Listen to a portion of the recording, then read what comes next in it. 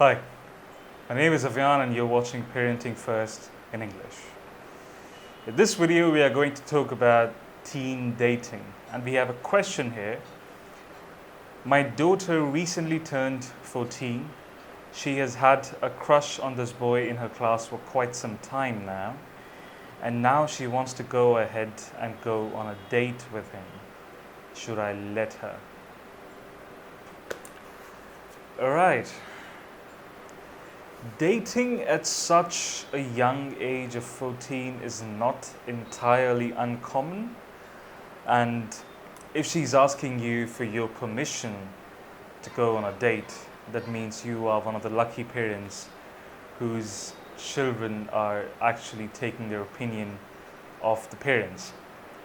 Either ways, I would strongly recommend actually that you talk to her about dating. And when I say talk to her about dating, I essentially mean that you must explain to her what teen dating is in the first place, and secondly, you should explain where to draw the line. Obviously, at such a young age, the emotions are through the roof, and they are going through phases of fascination towards someone, and they like someone, they happen to have these torrent of emotions and torrent of they feel this strong emotion of love towards someone. But it is important for you to explain to them where should they draw a line, because obviously there are some things and there are some limits that they must observe when they are dating at such a young age. So here I'm just going to give you a couple points that you can follow when it comes to communicating with your teen about dating and how to observe those limits that you as a parent set for them. So the first point is that you should talk to them about dating in general. And the best way that you can kind of establish that, the communication bridge with your teen regarding dating is that you talk by example. Just share an example of a date that you went to when you were a teenager. Just being able to share that example with the teenager will actually help them understand what dating is. And when you share a story about yourself and about the kind of date that you went on, you're actually opening a line of communication between yourself and the teenager, because when you are sharing the story, you are validating the fact that it's okay to go on a date at such a young age. And it is completely fine. I mean, unless you have a second opinion about it.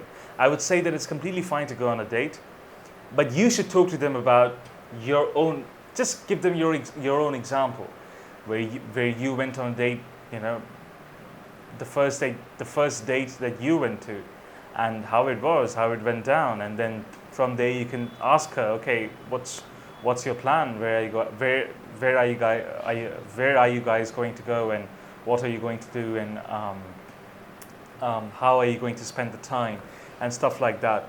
Just to be able to establish a communication bridge is really important for you, because it could be that she ends up having not a very pleasant date with the person that she's going out with, and then you want her to share with you if anything bad goes down. I'm not saying that something bad will go down with your daughter in specific, but there are chances that something bad goes down, and then she must be able to share that with you, and she will be able to share that with you only when you have established that bridge of communication with her. The second point is that it would be better if you know who the date is. Now, she has tens of students in her class, tens of peers, and she happens to like this one particular person. Now, you might or might not have met that person, and you might or might not know about them. And I don't mean to say that the way you should inquire about your daughter's date is by going up to your daughter and asking her, okay, who is the date? Who are you going out with? Have I met this person before? How is he? Asking questions that kind of really invade her privacy. When you ask questions that, like, is your date a drug addict? Is your date a good person in general?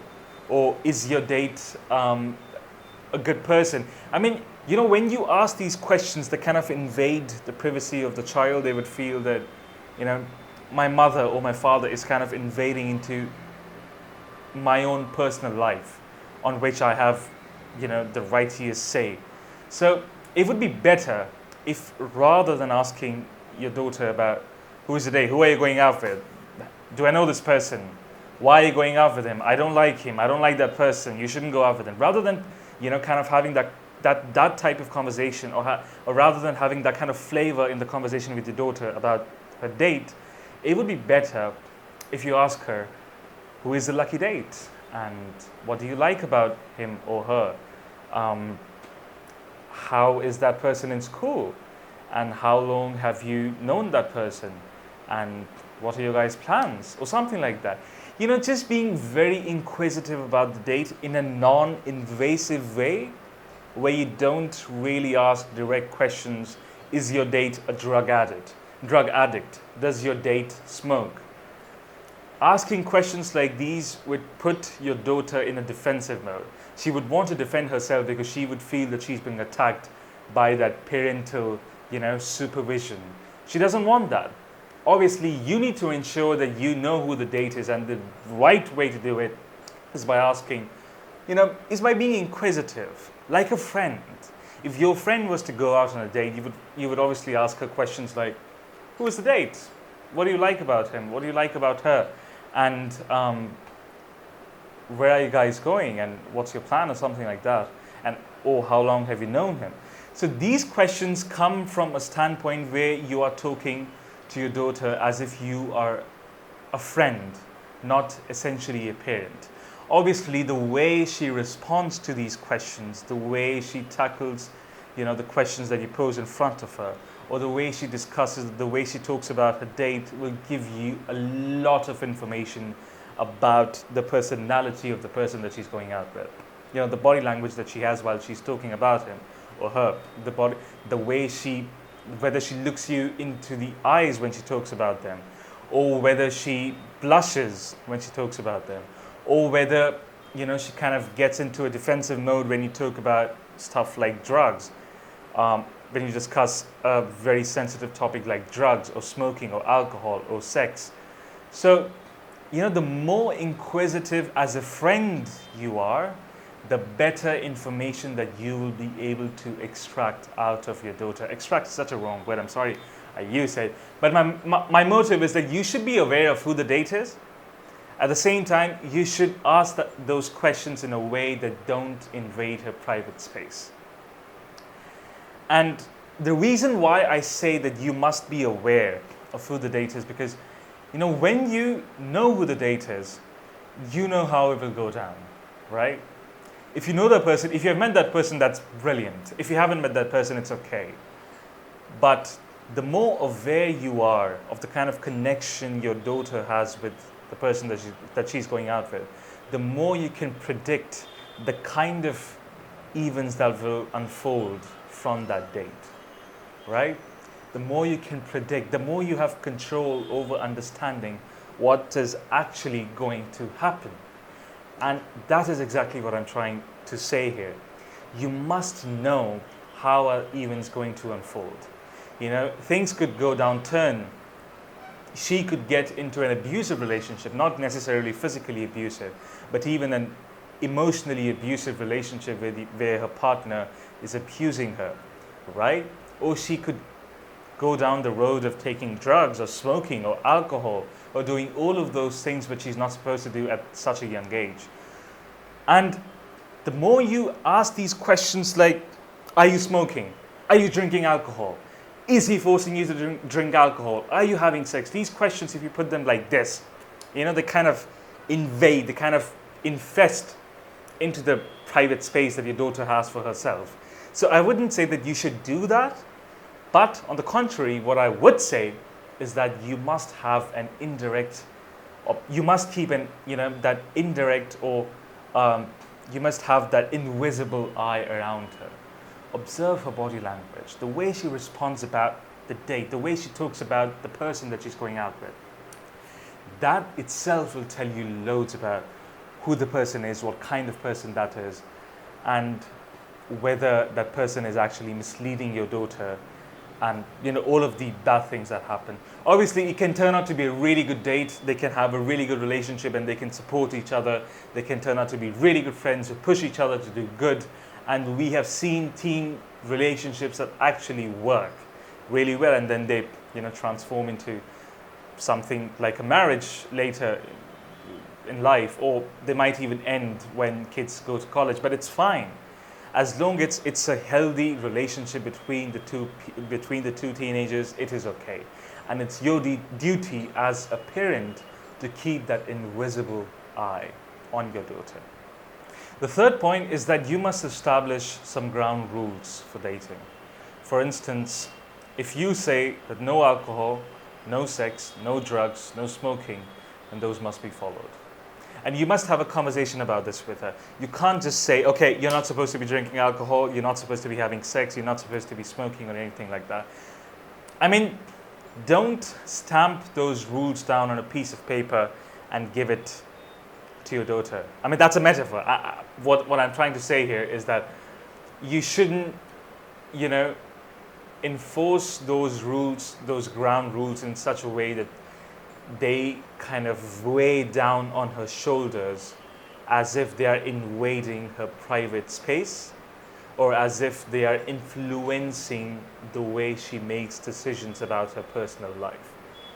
The way you present those rules has to be in the most rational, in the most practical manner.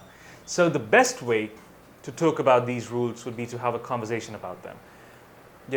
Okay, you tell them that, hey, these are the list of ground rules that you must follow before you go out on a date. So no alcohol, no sex, no drugs, no smoking, and you can add or edit any of those rules. I mean, these are just rules that I would probably set for my kid. So when you set these rules, and then you can have a conversation, you can have an in-depth conversation about it with your daughter. So you can tell her that the reason why I'm telling you no sex is because of this. Because you are growing, because you haven't yet reached that sexual age of maturity yet that you can go out and have sex with your partner. And when it comes to alcohol, you haven't reached, if it's okay for you as a parent if you're okay as a parent to let your daughter drink alcohol, if you're okay with that, it's fine. If you're not okay with that, then you can actually talk to her about it. You can tell her that, hey, at such a young age, you are still growing, your mind is still growing, and you don't have that exact ability to make the decision for yourself. And I don't want you to put yourself in an embarrassing position that scars you for life. So you can have an in-depth conversation about why she must observe those ground rules. If you just put them in front of your daughter, and if you expect her to respect those rules without you actually giving them a rational explanation for that, it wouldn't work. She's 14 years old. She's thinking of dating a person. She would probably come up to you and say, I really don't give a shit. I'm sorry, but she can very well come up to you and say, I don't care what your ground rules are. Oh, I will not respect them. Or she might, kind of agree to those rules when you talk about them to her.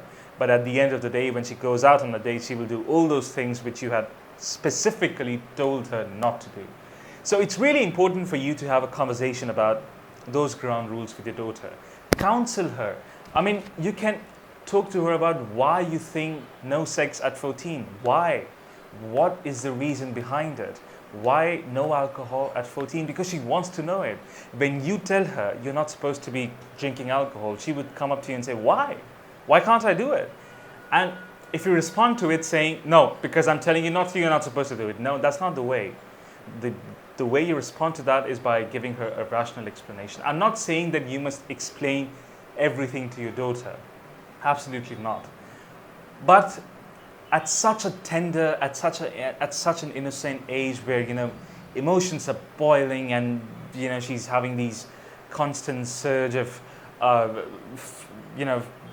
wishes, and she wants to do some things, and she has these list of wants that she wants to do, or she's under constant peer pressure because two of her friends have had sex, or because two of her friends have had alcohol, she wants to have it as well because her friends have had it. So she's probably feeling that tremendous peer pressure as well.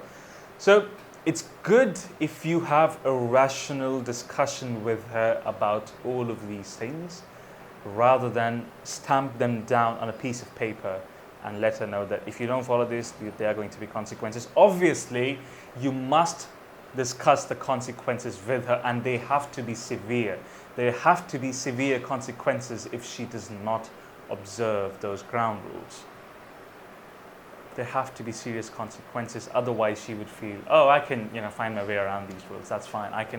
I'll drink this bottle of, or I'll drink this beer or whiskey or tequila or whatever it is, and I'll figure out a way to not let my parents know about it. And they can very well do it.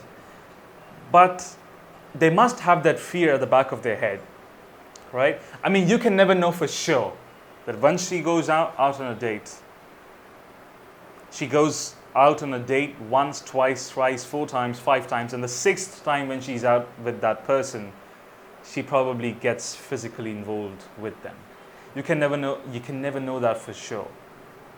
But you must impart in them a sense of fear. You must impart in them that fear that if I do this, and if my parents find out, there are going to be serious consequences. Those consequences have to be decided by you. You can cut away the privileges. You can not let her go out on a date anymore for the next 6 or 8 months, or for as long as she understands that she has to follow those rules. So you can vary the consequences for your daughter depending on the kind of connection that you have, or depending on your daughter actually. But you must have those consequences, and you must tell her that, hey, if you don't follow these ground rules, then there are going to be serious consequences, and you have to understand. So when you have that kind of conversation, you are actually imparting a sense of fear in their head. So whenever they're about to do something wrong with it, whenever they're about to put that glass of tequila, or when they're about to down that shot of tequila, they're thinking, if my parents find out, I'm going to be in trouble. Obviously, they are going to do it because their friends are doing it, or because the date is doing it. But just even having that, even if they think about it for a split second, you have done the job. And when you do find out, make sure they pay for it. I mean, by making sure they pay for it, I mean make sure they face the consequences when they break those ground rules. And you might be wondering, how would I actually find out if she's had sex? How would I find out if she has had alcohol? Your daughter is 14. Even if you have a teenager who's, 16 years old, right? When they do something for the first time, especially sex, especially alcohol or drugs, when they do it for the first time, will you not be able to identify that they have done something? Will you not be able to tell, okay, my daughter has smoked today, or I think my daughter is drunk, or I think my daughter has had sex. She's blushing. She's not meeting me in the eye. She comes back home from the date and she rushes up to her room. She's not talking to me for a while. When I ask her something, she avoids my question. If I offer her some water, if I offer her some food, she asks me to, she distances herself away from me. That means she's smoked. If she's not looking you in the eye, that means probably she's drunk and she has, a red eye. Or if her hairs are all ruffled up, or if the lip gloss has faded off of her lips, then it means that she's probably kissed. So there are 1,000 ways that if you are observant as a parent, then there are 1,000 ways that you will be able to identify that your daughter has done something that she shouldn't have. And if she has that fear inside her, that if my parents find out, there are going to be really bad consequences, then she is not going to be able to face you. She's not going to be able to look you straight in the eyes when she does something wrong. So in that case, you will be able to identify. So I guess what I'm trying to say here is that you have to be very observant. I talked about the invisible eye just a few minutes ago. So you need to have that invisible eye. You need to observe each and every of her moves. And that will give you really loads of information. That will give you an in-depth idea of what's actually going on in her head, what she's feeling, how she's feeling, and stuff like that. And the fourth point is that when she's had the date, when she comes back home, talk to her about it. Talk to her how the date went down. Talk to her how she felt about it. I mean, just again, having that inquisitive attitude as a friend. Like you would ask a friend, okay, how was the date? How did it go? What happened? What did you guys do? Stuff like that. So just ask her as a friend. Position yourself as her good friend and ask her, how was it? How did you feel? It was your first date. What do you think of the person? Did you guys really enjoy your time together? I mean, just having putting these questions in front of your daughter and the way she responds, the tone of her response, the cadence, the expressions on her face, whether she's blushing, and the way she kind of moves her, kind of tucks her hair behind her ears. I mean, all of these are just signs that you can probably, identify and understand what actually went down. I mean, you as a parent have 1,000 signs that you can probably follow, and you will be like, okay, I know what happened, just by talking to her just by having a conversation about these things with your daughter. So talk to her about it. And the reason why I'm telling you that you must talk to her about it is because, and I'm also going to discuss this in the next point, but why you must talk to her about how the date went down is because it could be that she was involved. It could be that, the date did not go down as you had thought it would go down. Probably it was an unpleasant experience. Probably the date was a bit physically or emotionally abusive. So in that case, you must be able to understand whether any of those unpleasant things actually happened. And that actually brings me to the next point, which is you must watch out for the red flags. So, what are the red flags? Any form of abuse is unacceptable. Like whatever it is, whether it's emotional abuse, whether it's physical abuse, or whether your date forced themselves on your daughter, that is unacceptable. And you must watch out for this red flag. And, if you feel that your daughter was tortured in any particular way, if she's feeling, for instance, it's a very small example, but if you feel that your daughter is wearing a long-sleeved top or long-sleeved shirt, after the date went down, then probably the person that she went out on a date with tried to force themselves on her, and it probably left a mark. It could very well just be a hickey, for all you know, but then it could be a sign of physical abuse as well. Or it could be a sign of the use of a syringe, if she took any drug when she went out on the date. So you should observe her and watch out for this red flag. Watch out how she's behaving emotionally, whether she's actually happy in talking about how the date went through, or whether she gets irritated whenever you talk about the date. If she does, then you need to talk to her. What happened? Did anything bad happen? You can talk to her about, and you can tell her that, hey, whenever I talk to you about the date, you always seem to get frustrated, or you always seem to get irritated by it. What actually happened? Did everything go down okay? Did he do something to you? Was he rude to you? Or something like that. Just kind of get that information out of her. And remember that if at any point you feel that if there is any instance of physical or emotional torture or abuse, confront her immediately and confront the person that she went out on the date with. I mean, it's unacceptable. I would say that you must take the action as soon as you can. Otherwise, it will leave your daughter scarred for life. It can. And it could be that your daughter is upset after the date. It could very well be a torrent of teenage emotions that, yeah, we went out on a date and now he or she has stopped talking to me anymore. Now he doesn't respond to my texts and your daughter is probably upset by it.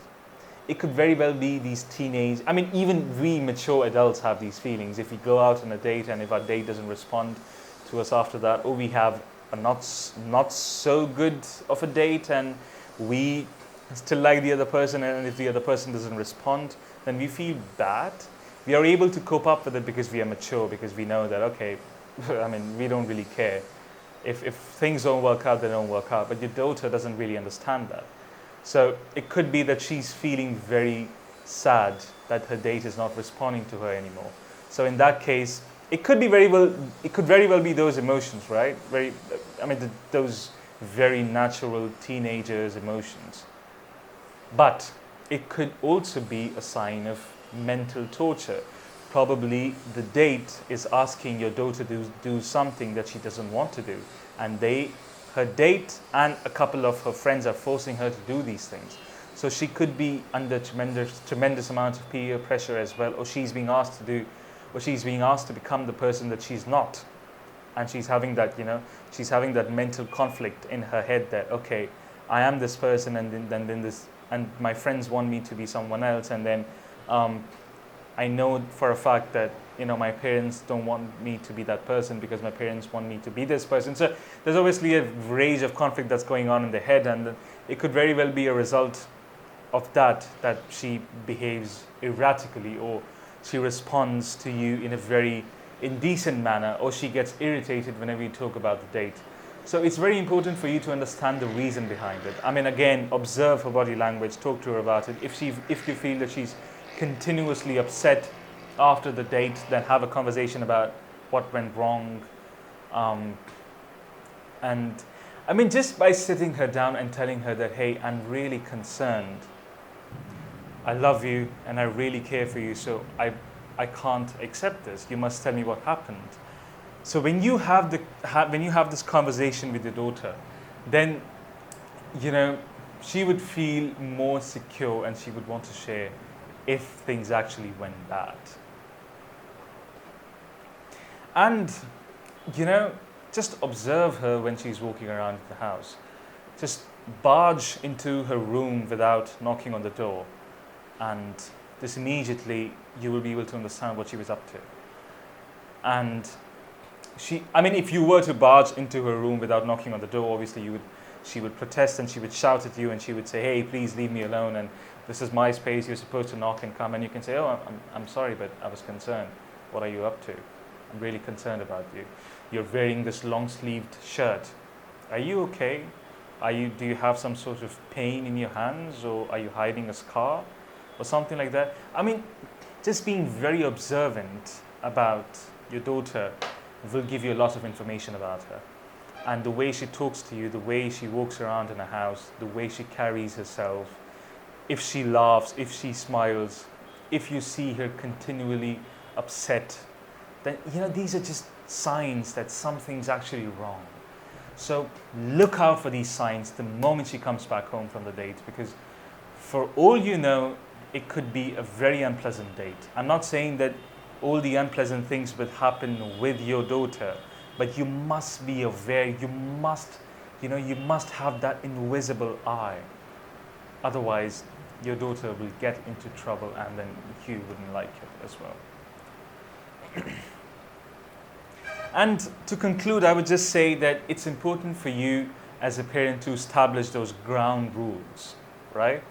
And ensure that there are consequences set if those rules are broken, and there are severe consequences set when those ground rules are broken. And you can establish those ground rules by having a conversation with your daughter, with your teenager, and ensuring that they follow it. And also the second point that I would like to make in this conclusion is that, your teenager, they are teenagers after all. They are supposed to be making mistakes. They're supposed to be doing things which are not they're supposed to be breaking the rules. I mean, that's just who they are, right? In their mind, they think that, okay, kiss or alcohol or having, you know, sex on the first date, that all sounds very exciting. And that all sounds like something that they want to do because, wow, that's amazing. And, you know, then they can, when they do it, when they drink or when they have sex or when they kiss, they can talk about it with their friends and they can kind of become these, you know, really courageous people in front of their friends, and then they will gain their respect. So all of these things they will do in order to impress their friends and in order to sound or look or seem more mature than they actually are. So I would say that some of their mistakes, not all of them, but some, like for instance, a kiss, right? I mean, it is. I would say that there's nothing wrong with the kiss. You, as a parent, would think otherwise, but I would say there's nothing wrong with the kiss. Obviously, sex is over the top. I mean, it's unacceptable. Drugs, unacceptable. Alcohol, unacceptable.